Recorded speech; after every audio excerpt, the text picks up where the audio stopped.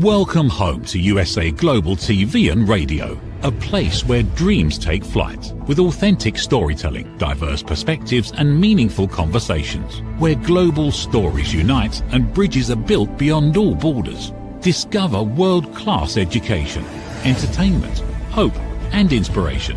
Together, we're building bridges worldwide. Subscribe to our channel, USA Global TV. Download our app, USA Global TV. Be our guest or join our team. Visit usaglobaltv.com. Thanks to our founder and executive producer, Dr. Jacalyn Kerbeck. Music score by Yeffy Tang from Cloud Road Music. Voiceover artist Mike Porter. Creative direction by Paul Garcia. USA Global TV and Radio. Your home for global connection. All rights reserved. This video and its contents are the exclusive property of USA Global TV and Radio. Unauthorized use, duplication or redistribution in any form is strictly prohibited. Red O'Loughlin here. We're on the Wise Ones on the USA Global TV and Radio Network. This is show number 2 today of 3 shows back to back that I do every Thursday. And the Wise Ones can go a variety of different ways. But first, let me just give you a real quick synopsis of me. I consider myself a bit of a translator of complexity, primarily in the human body. I research the human body at the cellular level. Chemically speaking, I look for cause and effect relationships. Treat a cause, fix problems, treat symptoms, and you'll always be treating symptoms. I look primarily at what are the causes of things. So when I start diving deep into the body, I concentrate a lot on the hallmarks of health, the hallmarks of aging, pathways of disease, those kinds of things. And my latest book coming out here in a couple of months is called Aging Sucks. And it's really and truly going to go into from the 30,000 foot level to the 5,000 foot level as to what causes us to age, what causes our health to improve, and what are those things that start disease and what can we do about it. So that's me. That's as much as you're going to know about me today. So let's get right into our guest today, Holly Gutwillinger. Holly, please join me up here on stage. Hi, Red. How are you? Exceptionally well, as always. Okay, awesome. Tell the world your last name because I butchered it and I apologize. You did not. You did very well. It's Gutwillinger. Yes, okay. That's exactly how you said it. Well, sometimes I surprise myself. So anyway, great smile today, by the way, Holly. Thank you. Oh, thank you. You're an author. You're beginning to be a mentor for other authors. You have a podcast. You're a student. You're a rescue animal person. Enthusiast. Lots and lots of things there. So, and you're in Canada, which makes it maybe a little bit more difficult because the weather sometimes doesn't cooperate. But That's you're right. saying the weather's starting to cooperate now, so things are definitely looking better on both ends. So let's start with the first thing here. Author, you just had a book published. Tell us about that. Yes, I did. I'm still in disbelief, Red. Actually, it's been a couple of weeks since my launch on Valentine's Day, my favorite day of the year. And it's been a whirlwind because I've been learning all the facets about publishing a book, self-publishing, doing all the things that I never knew how to do before. And now all of a sudden I'm launched into this entrepreneurial author world. So that was a made up term, but it's lots of fun. Okay. Why don't we go down that road for a while? Because it's something that, I've published over 50 books for other people. So I understand a little bit about it. And as most of us authors, we know how to write, but you start getting in that other field of advertising and marketing and press releases and TV shows and podcasts and everything else. Some areas we do well in because we can talk and look pretty good. Other areas, we're just not really well equipped yet. So you decided to self-publish your book. Tell us why. I decided to self-publish my book because, well, first of all, I didn't even plan to have this book. It was a gift. It landed on my lap. It was a gift from my dog, believe it or not. And I thought, I don't think I'm going to wait for somebody to choose me. I choose me because I've always chosen everyone else my whole life, that this is my time. This is Holly's time. So I thought, no, I'm going to move through with this, whatever that looks like. And I really didn't know at the time, but by choosing me, I was able to have a lot of control over the book, not because I'm a control freak, although my husband might think I am, but just I was able to explore all the different avenues of getting this book out to people. And I really wanted to make a difference. I wanted to create an opportunity where I could raise money for rescue shelters. And so this is my way to do it. I created the experience and the opportunity. Let's jump real quickly into your website, because there's a thing there on your rescue dogs that I think is just absolutely adorable that the audience needs to see. So if I can get our producer to jump over there quickly, and yeah, there we go. And we'll be just going down the page here in a second. There we go. My boys. Yes, isn't that neat? Oh, they're so handsome. And that was a few years ago now. And so there's a little bit more white around the first dog's face, and he's aging. They are in their senior years now, but I just love that photo of them. It was just in my friend's backyard. Yeah. I took a look at that just before we were backstage, and I fell in love with it. I just had to make sure our audience saw that, because it really and truly is a good. My daughter has a couple dogs. It's very small, tiny dogs. Yeah. They're also that 10 plus years, and Mhm. so anyway, so these are rescue dogs, right? Yes, that's correct. Tell us that story. So everything in the book is true as for where the dogs are concerned. And so it explains all of their stories. But with Cash, he's the first one. His name is Johnny Cash. I went into the rescue shelter after losing our dog Chance, and that was a few months after. And so I went to the rescue shelter going to look at a different dog, actually, but I saw Cash, and the attendant said, "Oh, no. He's not just for anybody. He's a lot of dog." And I said, "Well, he's so handsome. Can I please just spend some time with him?" So I did. And I think I was able to prove to the attendant that I would be that alpha dog in a sense, and I would be able to handle him, because he is a lot of dog. He always has been, always will be, but I love him. So we got him, but there's a lot of different things that happen as soon as we brought him home. When I say he's a lot of dog, yes, that's true. So I thought, hey, why don't we get a second dog? And we did. And that's where Sully came from. But Sully's story is a little bit different. He comes from Northern Canada.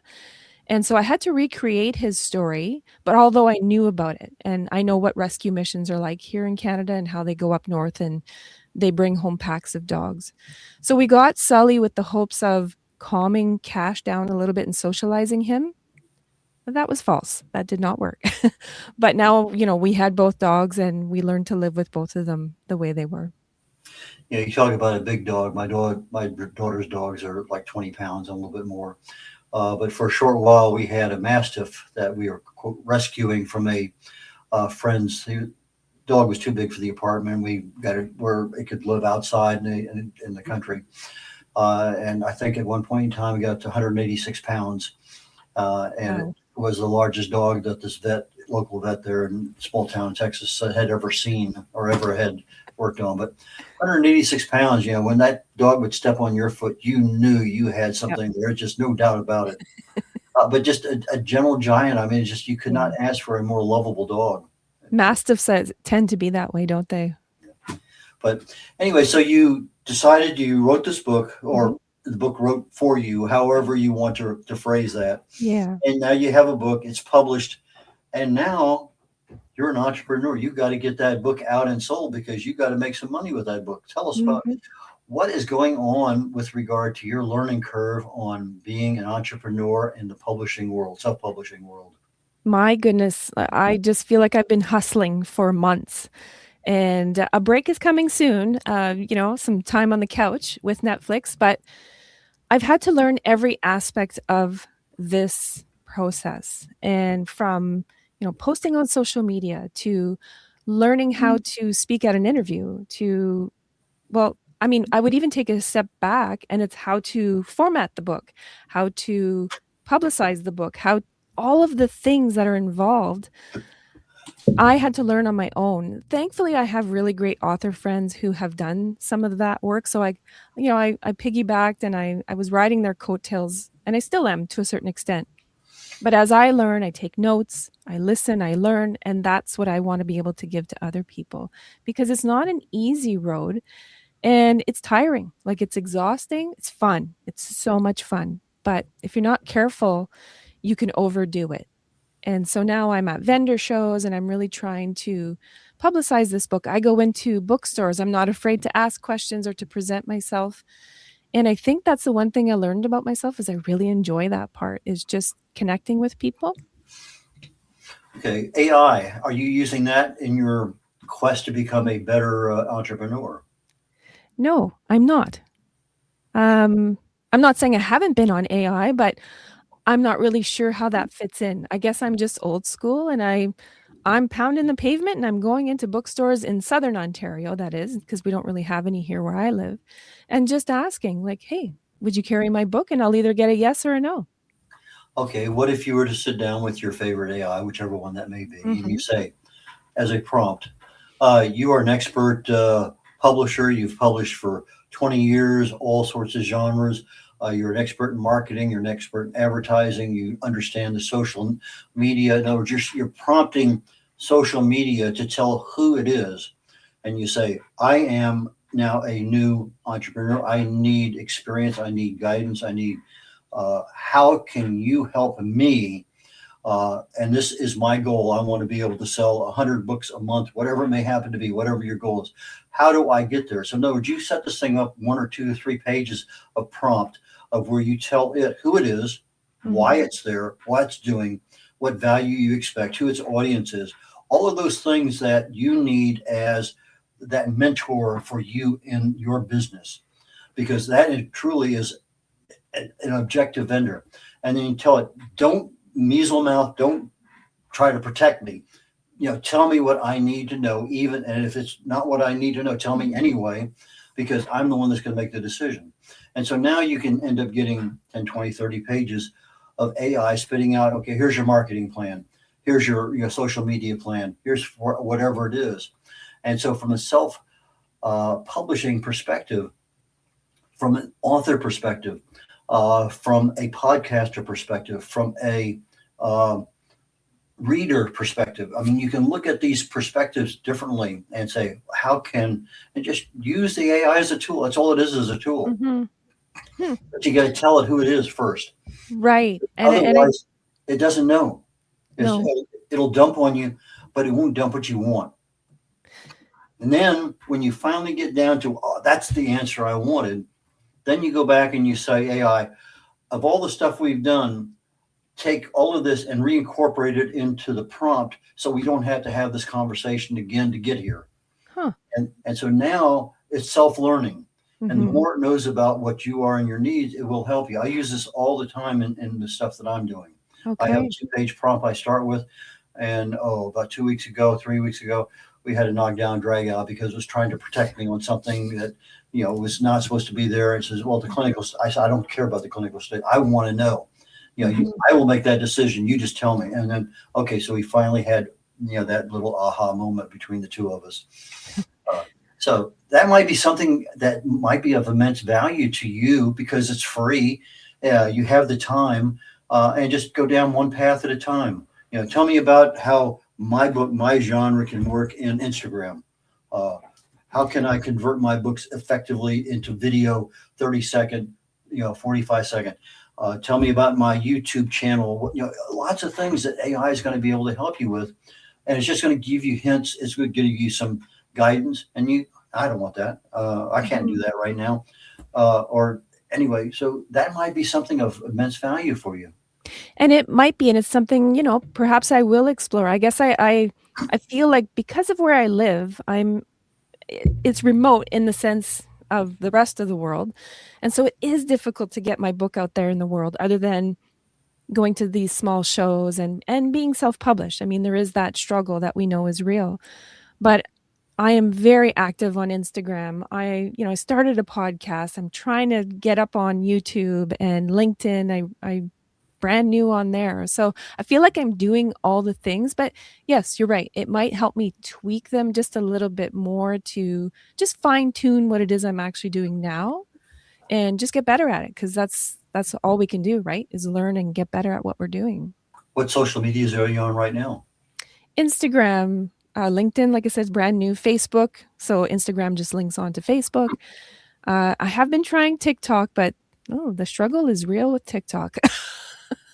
And I mean, I've just just started putting my face on screen, which is, that's a learning curve in its own. It's not comfortable, but I'm doing it. And yeah, so those are my social platforms. And Okay. Substack, my goodness, Substack is like my best friend. So how could I forget my best friend? Okay. And if you were to ask AI, how much time should you devote to each one based on your genre and other things like that, Mm, that might also help say, maybe Instagram is best Mondays and Tuesdays. I don't know. I don't know your genre well enough, yes. but I know that most people spend a fair amount of time uh, providing value and a Mhm. little bit of time selling. If you're 80% selling and 0% value, Mhm. you lose people right away.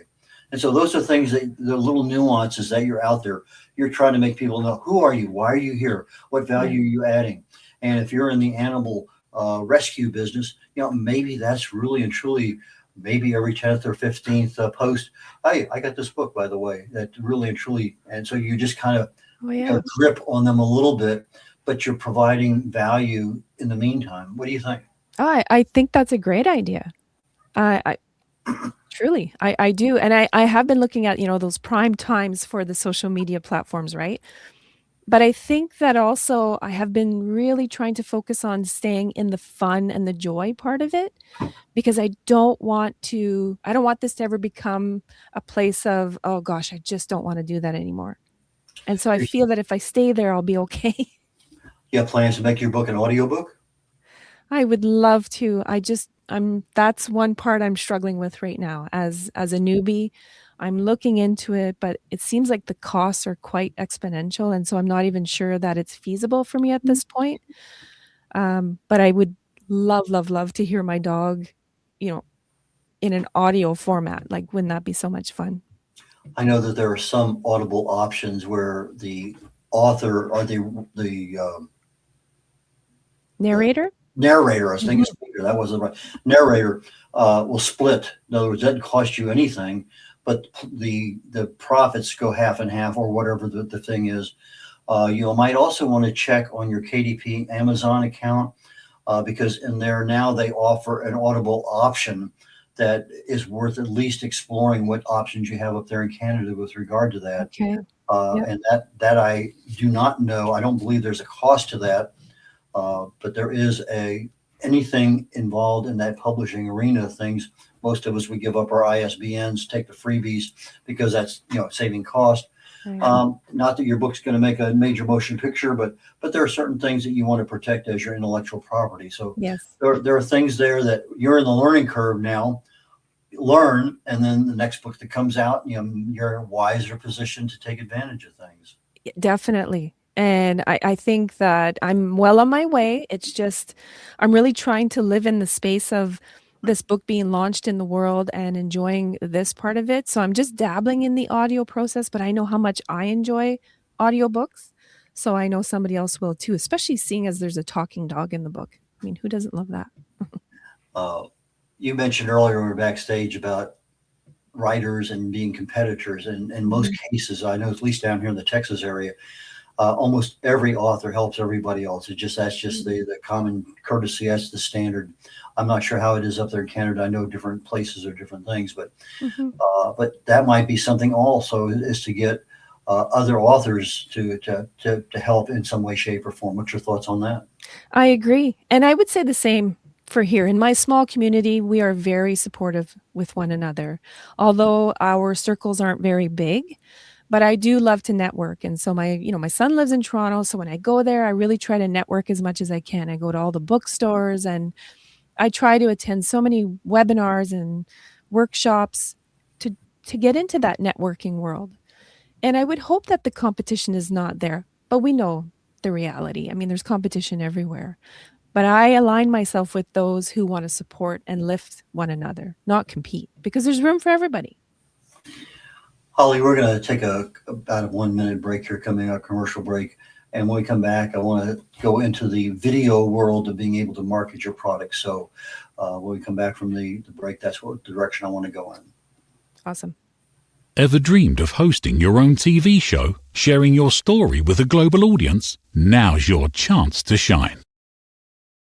At USA Global TV and Radio, we make it easy for you to create, host and broadcast your very own TV show. Whether you're a storyteller, entrepreneur or industry expert, we help you bring your vision to life.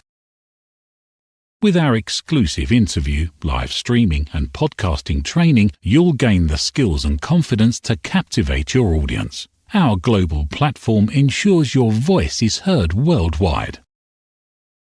Join our community of creators who are already making an impact, one show at a time. Step into the spotlight. Host your own TV show on USA Global TV and Radio. Book your discovery call today at usaglobaltv.com. Copyright 2025 USA Global TV and Radio. All rights reserved. Terms and conditions apply. To learn more, visit usaglobaltv.com. Red O'Loughlin here. We're on the Wise Ones on the USA Global TV and Radio Network. My guest today is Holly Gutwillinger. And Holly, please join me back up here on stage. Hi, Red. Just before the break, I told you we want to talk a little bit about videos. As part of your self-publishing entrepreneur network kingdom, whatever you want to call it, are you using any videos as part of your social media marketing or any other aspect? Definitely. Again, it was a comfort zone that I really needed to, I needed to cross that threshold and get comfortable with it, but I'm there now. And so if I might be able to talk about the mentorship and the videos and how they fit together is I have been contemplating a mentorship program of some sort for new writers, because when I started writing this book, I was a sponge. I was taking in all of the things, whether it was free lessons, paid courses, podcasts were my best friend. But I couldn't figure out how I was going to launch this mentorship program. So what I started a couple weeks ago, I put out a video. I said, okay, I'm writing a new book, so I'm going to walk people through my process in small clips. And that's just one way that I can start. It's free. It's putting me in front of the camera. It's getting me comfortable with that. But it's also authentic. It's real. It's from my heart to the listener, the reader, not the reader, the viewer. And so I am taking those videos and making them work for me in that sense. But of course, I post a lot of dog videos. So, yeah. Do you have a YouTube channel? I have a YouTube channel for my podcast, Ramblings from the Little Shed, but not for videos as much. Not yet. Okay. How long are your videos? For the podcast? No, 30. no. Oh. For your marketing. I try to keep them under a minute for the clips, but when it's the educational portion, 2 minutes or so, because we know people don't have long attention spans. So we have to keep it quick to the point. Okay. Do your videos concentrate on your book as a product that's available for sale? No, it's strictly on how I can help you get through the writing process, like from sitting on the couch to grabbing a pen and starting to write. Okay, well, why don't we consider putting out a couple, 3 or 4 videos a month that talks about your book, the value that's in there. You talked about earlier that the book was, let me go to my note here real quickly, a story of acceptance, not rescue. That's and right. So there's a lot just in that 4 or 5 words that can be implied into what is this book really about? Why should somebody buy it? What value is somebody going to get from it? And so if you put that into a 30-second, 45-second marketing video that tells people, okay, this book is available, here's where you can get it. Why not add that to your domain of being a self-publishing entrepreneur? I love that. My goodness. I feel like you're on my team now. I love it. No, I'm going to do that for sure.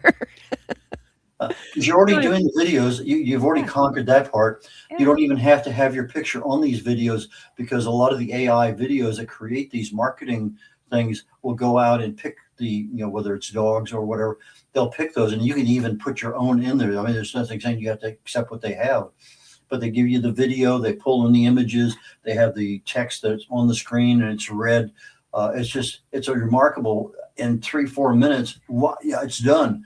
Yeah. And I was blown away the first couple, 3 times I did it. That's this easy. And sometimes when things are that easy, you still don't do them.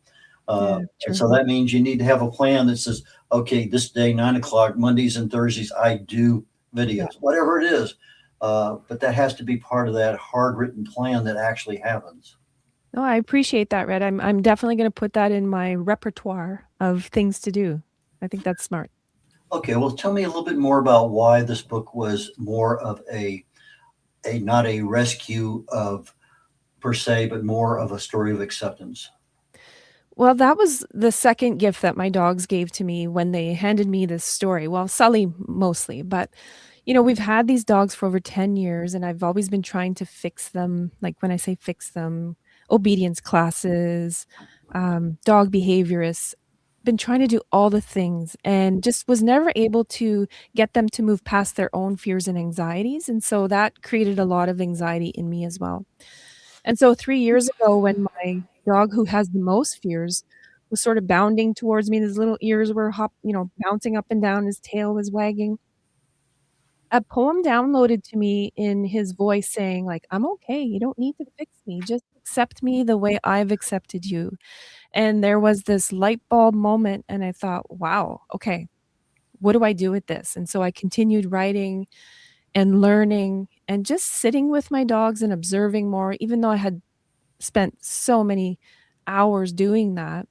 But in doing so, I learned that this wasn't me rescuing them or them rescuing me. It was just a mutual acceptance. And when we learn to accept each other where we are, we're able to grow even further. Because my dogs accepted me for all of my Holly-isms right from the get-go, but I didn't for them. And so once I did, my relationship has changed with my dogs. Even though they're seniors, like we just enjoy each other's company more now.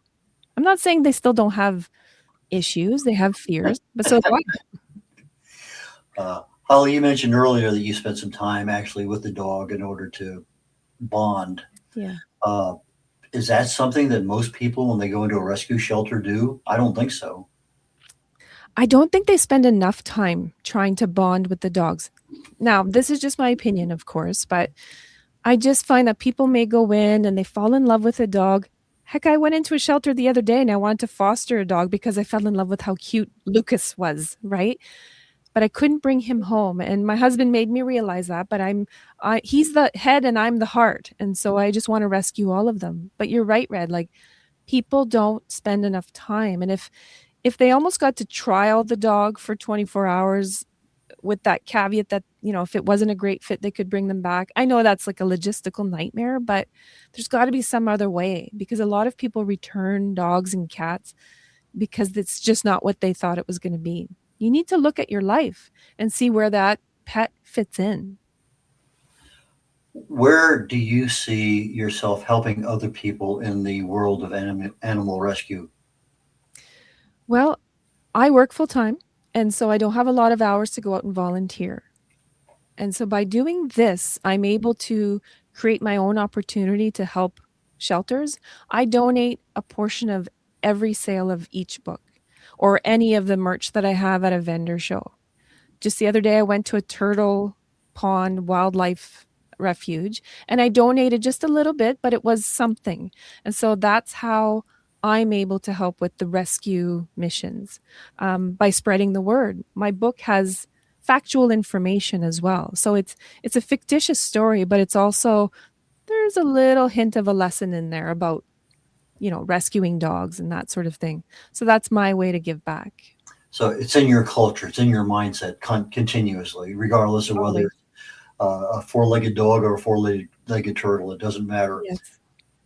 Yeah, you bet.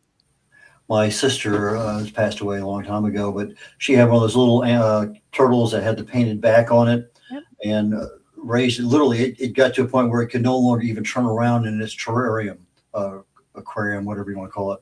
Yeah. And so they took it down to the local park and had a sending away party and everything. But she's always been one. We gave her our parrot because we could not control the parrot, but she had the ability to talk and anyway.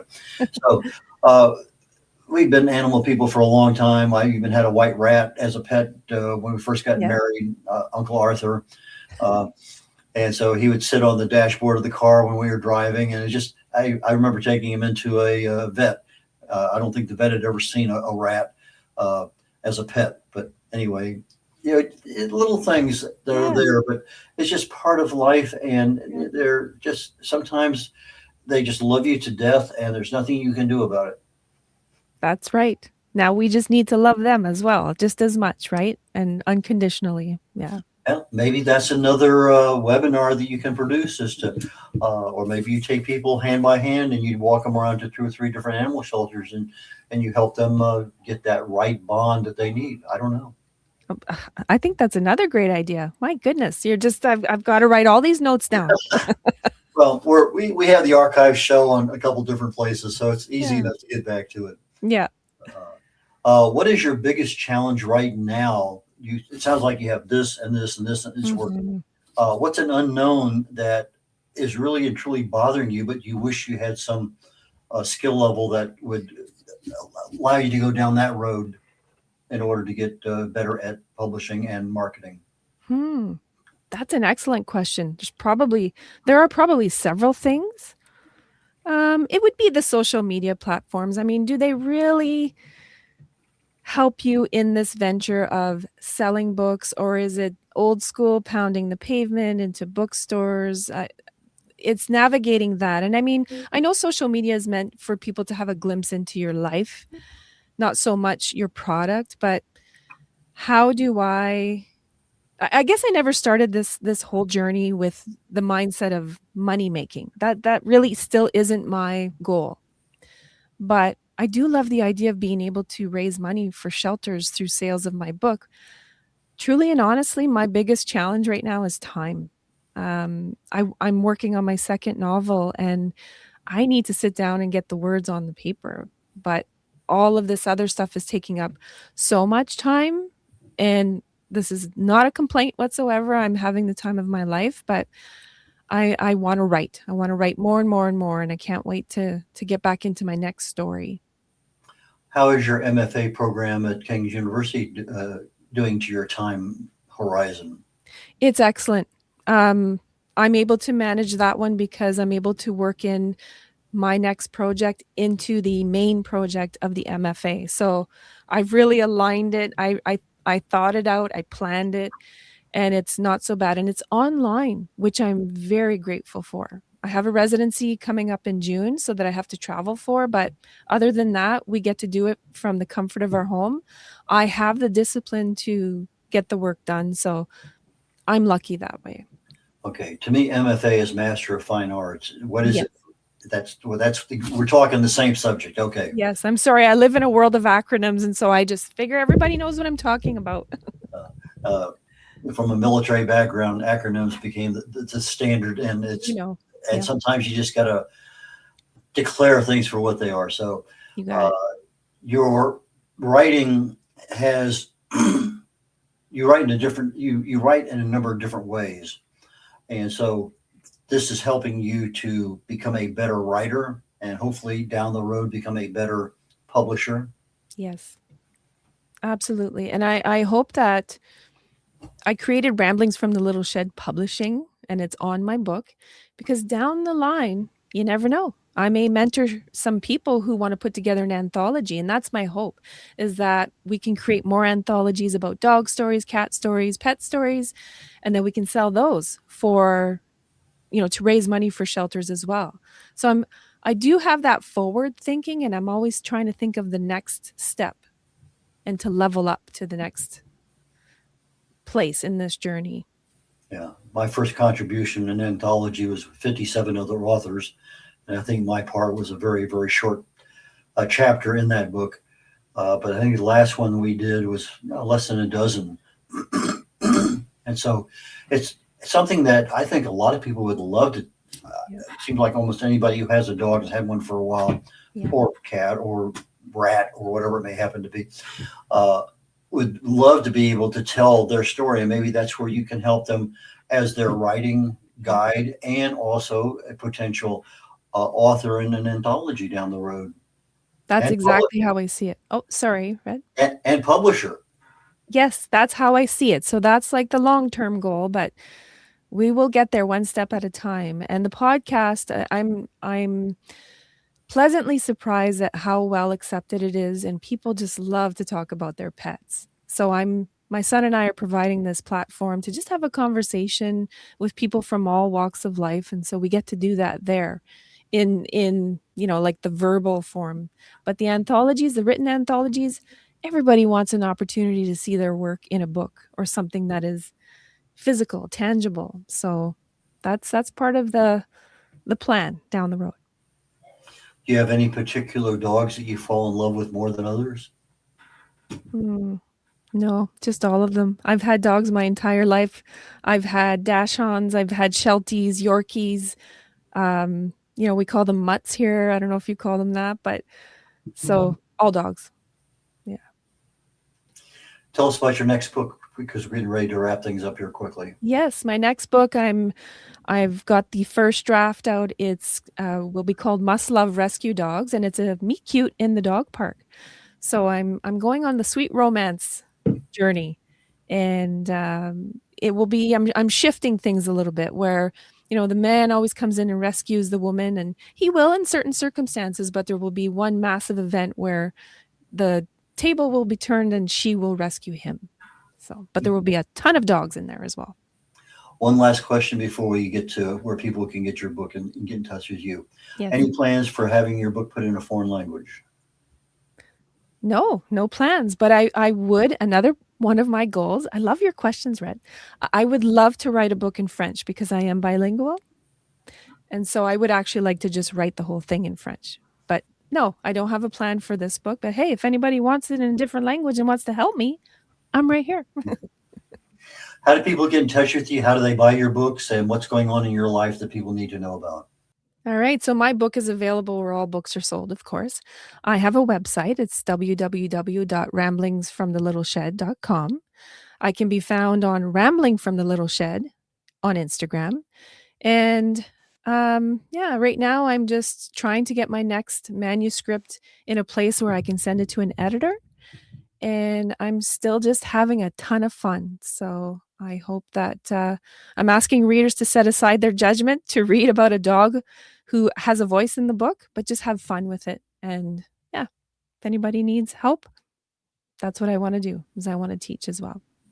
Any book signings coming up?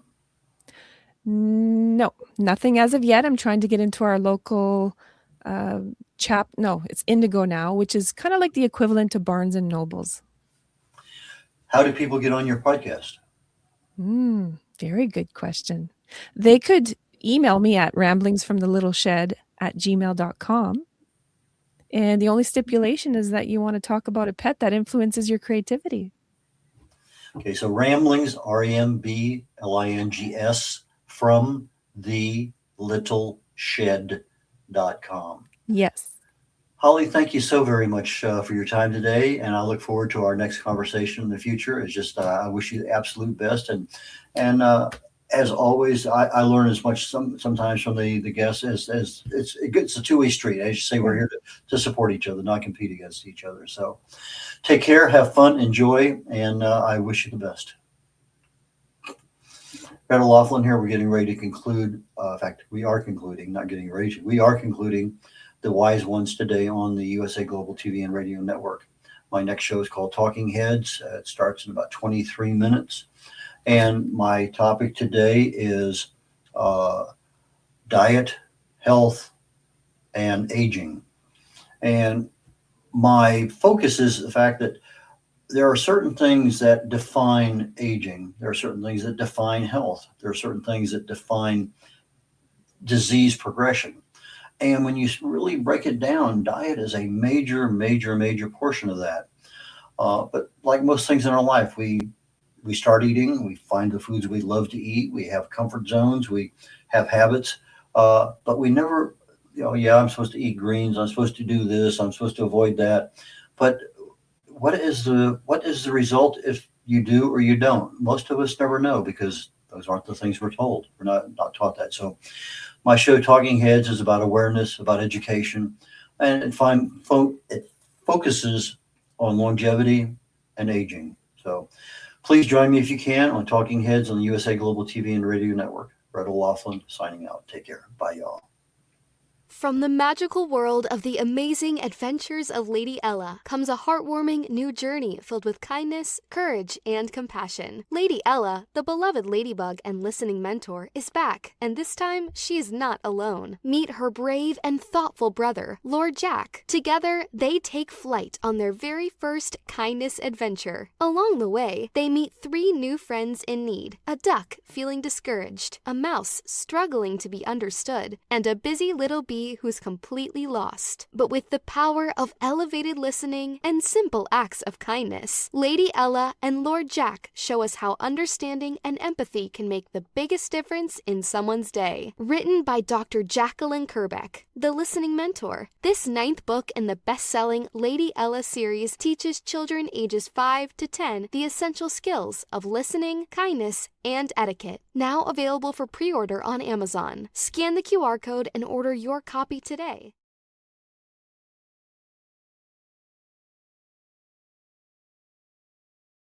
Is it true? Is it kind? Is it necessary? In a world quick to judge, one book dares to reveal the hidden cost of silence. Discover holy but harmful, The Silent Sin of Judgment, How Hidden Judgments Destroy Relationships and Damage Lives by Dr. Jacalyn Kerbeck. The Amazon #1 bestseller that's transforming the way we understand ourselves and the way we see others.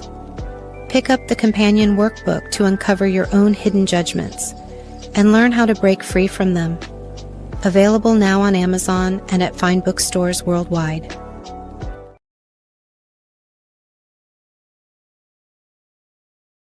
Markets shift overnight. Technology rewrites industries. Leadership decides who survives and who scales. Real stories, real people, real business. Welcome to the Business Show on USA Global TV and Radio, reaching audiences in more than 60 countries and home of the YouTube Silver Creator Award for surpassing 100,000 subscribers. This is not theory. This is not recycled commentary. This is business in motion. Founders, CEOs, investors, strategists, operators, the people building companies, moving capital, driving innovation. We go beyond headlines into decisions, beyond noise into strategy, beyond trends into execution, growth, disruption, artificial intelligence, global markets, leadership under pressure.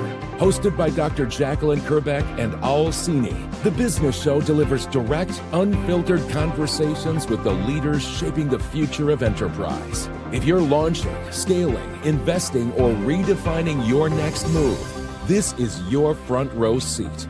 No spin, no scripts, no surface talk.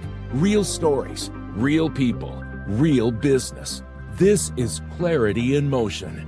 This is momentum. This is the Business Show on USA Global TV and Radio. Executive producer Dr. Jacalyn Kerbeck. Original music score Yefe Tang. Videography and production Paul Garcia. All rights reserved. This video and its contents are the exclusive property of USA Global TV and Radio. Unauthorized use, duplication, or redistribution in any form are strictly prohibited. Thank you, viewers and listeners of USA Global TV and Radio, for joining us today. We're honoured to have your time and attention as part of our global community. At USA Global TV and Radio, we believe in the power of authentic conversations, meaningful connections, and creating a world of possibilities together. Want to be part of something bigger? Join our team of elevated listeners at usaglobaltv.com, a space where your voice matters and your ability to listen transforms relationships. Stay connected with us across all our platforms for thought-provoking discussions, expert insights, and empowering stories. Subscribe to our channels at youtube.com/c/usaglobaltv. Follow us on social media and explore the endless opportunities we're creating for growth, learning, and inspiration. Together, we're not just broadcasting, we're building bridges and changing lives one conversation at a time. For inquiries, contact us at info@usaglobaltv.com. Produced by executive producer and director Dr. Jacalyn Kerbeck. Voiceover by Mike Porter. Creative direction by Paul Garcia. All rights reserved. Visit usaglobaltv.com to view our full terms and conditions.